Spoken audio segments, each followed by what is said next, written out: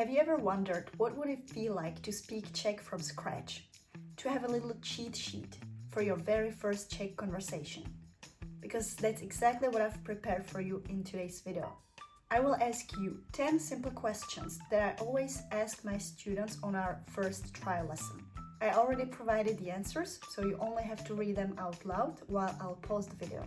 And by the way, thanks to Miko, my Finnish student, who gave me this idea that already some other YouTubers have done. I think it's really great and I think you'd like it.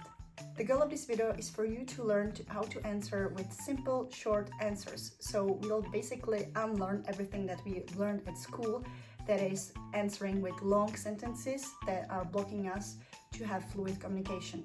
So you can only answer with yes, no, age, etc. The goal is to play with it. By the end of this video, you will be able to introduce yourself and answer to these basic questions that any Czech person can ask you. Hi everyone, I'm Teresa and welcome to my channel. So let's get started. Ahoj, já se jmenuji Tereza. Jak se jmenuješ ty?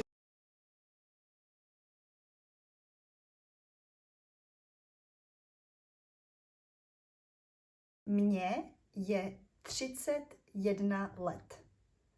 Kolik let je tobě? Nebo kolik ti je let?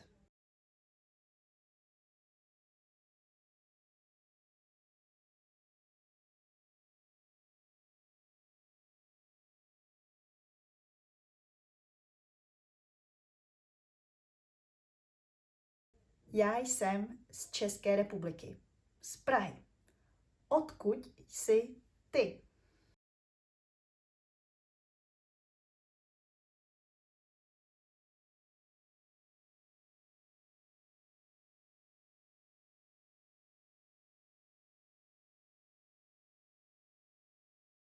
Já žiju v Praze. A ty?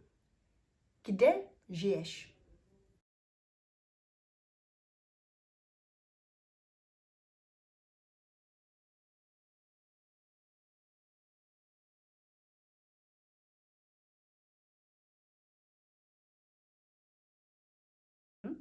A jak dlouho žiješ v Praze?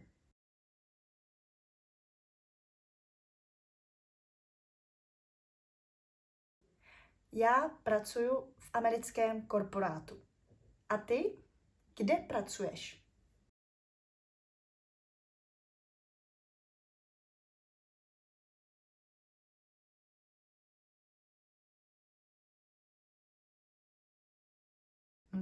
To je zajímavý. A líbí se ti tvoje práce?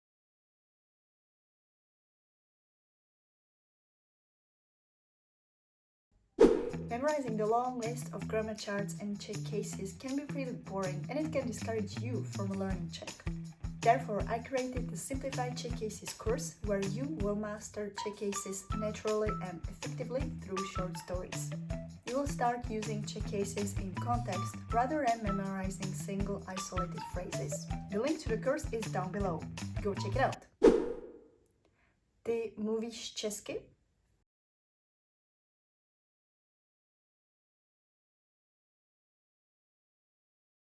Tvoje čeština je moc dobrá.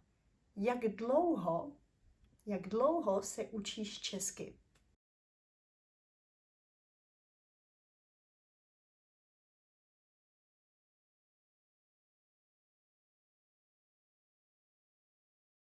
A proč se učíš česky?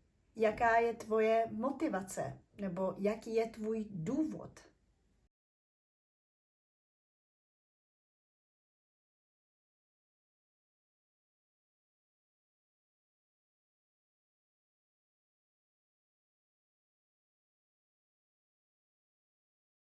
A co chceš se mnou trénovat?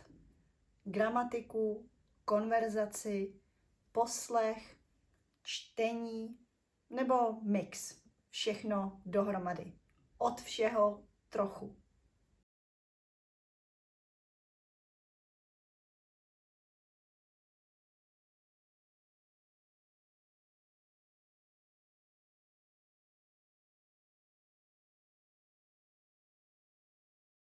A poslední otázka.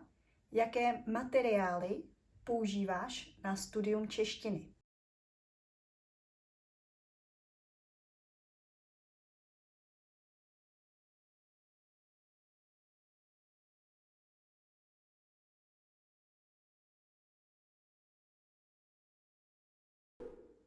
That's it for this video. I really hope that you enjoyed it. Feel free to comment on the video and provide your answers, your real answers to my questions. Remember that you can also download my interactive worksheet containing this conversation and also new vocabulary on the link down below. Thanks for watching and I'll see you soon. Ciao!